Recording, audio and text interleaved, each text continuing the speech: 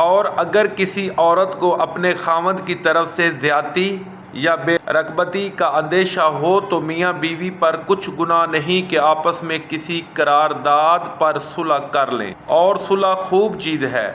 اور طبیعتیں تو بخل کی طرف مائل ہوتی ہیں، اور اگر تم نیکوکاری اور پرہیزگاری کرو گے تو اللہ تمہارے سب کاموں سے واقف ہے، اور تم خواہ کتنا ہی چاہو عورتوں میں ہرگز برابری نہیں کر سکو گے، تو ایسا بھی نہ کرنا کہ ایک ہی کی طرف ڈھل جاؤ اور دوسری کو ایسی حالت میں چھوڑ دو کہ گویا آدر میں لٹک رہی ہے، اور اگر آپس میں موافقت کر لو اور پرہیزگاری کرو تو اللہ بخشنے والا مہربان ہے، اور اگر میاں بیوی میں موافقت نہ ہو سکے اور ایک دوسرے سے جدا ہو جائیں تو اللہ ہر ایک کو اپنی دولت سے غنی کر دے گا، اور اللہ بڑی کشائش والا اور حکمت والا ہے، اور جو کچھ آسمانوں میں اور جو کچھ زمین میں ہے سب اللہ ہی کا ہے،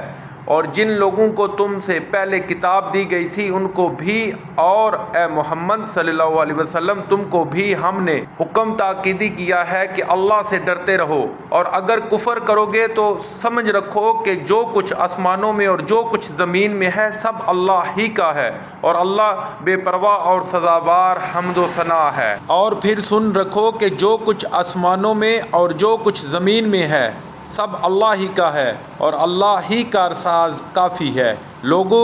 اگر وہ چاہے تو تم کو فنا کر دے اور تمہاری جگہ اور لوگوں کو پیدا کر دے، اور اللہ اس بات پر قادر ہے۔ جو شخص دنیا میں عملوں کی جزا کا طالب ہو تو اللہ کے پاس دنیا اور آخرت دونوں کے لیے اجر موجود ہے، اور اللہ سنتا دیکھتا ہے۔ اے ایمان والو، انصاف پر قائم رہو اور اللہ کے لیے سچی گواہی دو، خواہ اس میں تمہارا یا تمہارے ماں باپ اور رشتہ داروں کا نقصان ہی ہو۔ اگر کوئی امیر ہے یا فقیر تو اللہ ان کا خیر خواہ ہے، تو تم خواہش نفس کے پیچھے چل کر عدل کو نہ چھوڑ دینا۔ اگر تم پیشدار شہادت دو گے یا شہادت سے بچنا چاہو گے تو جان رکھو اللہ تمہارے سب کاموں سے واقف ہے۔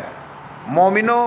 اللہ پر اور اس کے رسول صلی اللہ علیہ وسلم پر اور جو کتاب اس نے اپنے پیغمبر آخر الزماں پر نازل کی ہے اور جو کتابیں اس سے پہلے نازل کی تھیں سب پر ایمان لاؤ، اور جو شخص اللہ اور اس کے فرشتوں اور اس کی کتابوں اور اس کے پیغمبروں اور روز قیامت سے انکار کرے وہ رستے سے بھٹک کر دور جا پڑا۔